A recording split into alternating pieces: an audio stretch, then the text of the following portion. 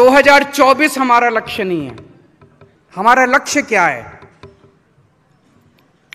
आप लोग भगवान को मानते हो? कौन कौन मानता है? जरा हाथ खड़े करो।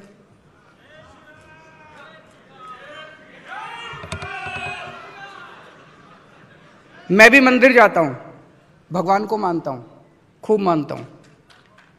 जब भी मंदिर जाता हूं, कभी तीर्थ स्थान जाता हूं, कभी सुबह उठ के जब पूजा करता हूं भगवान की, तो जब आदमी मंदिर जाता है, भगवान के पास, भगवान के साथ बात करता है, तो कई बार कुछ मांगता है। मैं भी मांगता हूं, दो चीजें मांगता हूं। एक तो ये कि हे प्रभु, मेरा भारत जल्द से जल्द दुनिया का नंबर 1 देश बने।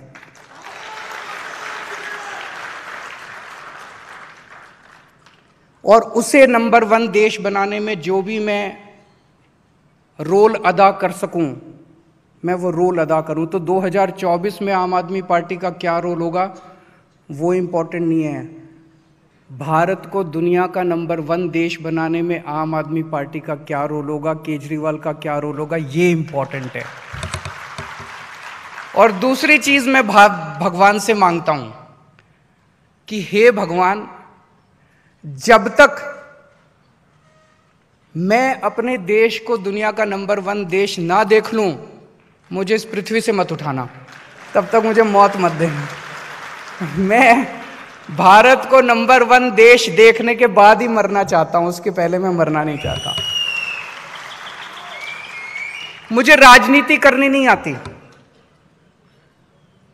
अब तो हमें 2012 में आम आदमी पार्टी बनी थी, अब तो 10 साल हो गए राजनीति करनी नहीं आती हम लोगों को। ओनली काम करना आता है, केवल काम करना आता है हमको। ये जो आजकल राजनीति चल रही है, राजनीति मतलब भ्रष्टाचार, चोरी, डकैती। जब दिल्ली में नई नई सरकार बनी, हम देखते थे इतनी चोरी होती थी, इतनी चोरी होती थी, इतनी चोरी। अब पंजाब में सरकार बनी है, भगवंत जी से चर्चा होती है, इतनी चोरी की हुई है पिछली सरकारों ने। हमें चोरी करनी नहीं आती, हमें भ्रष्टाचार करना नहीं आता, हमें राजनीति करनी नहीं आती, हमें गुंडागर्दी करनी नहीं आती, हमें दंगे कराने नहीं आते, हमें नफरत फैलानी नहीं आती, हमें राजनीति करनी नहीं आती, हमें काम करना आता है। हमें स्कूल अस्पताल बनाने आते हैं। मैं आज इस मंच के जरिए आप सबको आमंत्रित करता हूं। दरदा साहब, आप भी दिल्ली आते हैं, एक बार इस बार चलिएगा, मैं दिखा के लाऊंगा आपको। स्कूल अस्पताल दिल्ली के हमने बनाए हैं, इतने शानदार।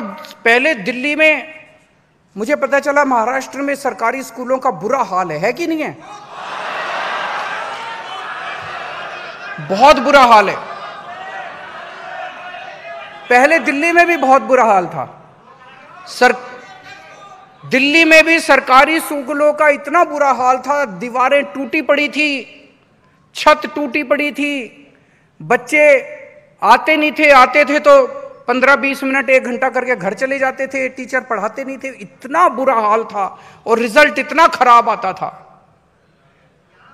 आज दिल्ली के सरकारी स्कूल इतने शानदार हो गए हैं, इतने शानदार हो गए हैं। मैं आपको 2 ही बातें बताऊंगा। मैं अपने मुंह से अपनी तारीफ करूं तो अच्छा नहीं लगता, लेकिन 2 बातें सुन ली।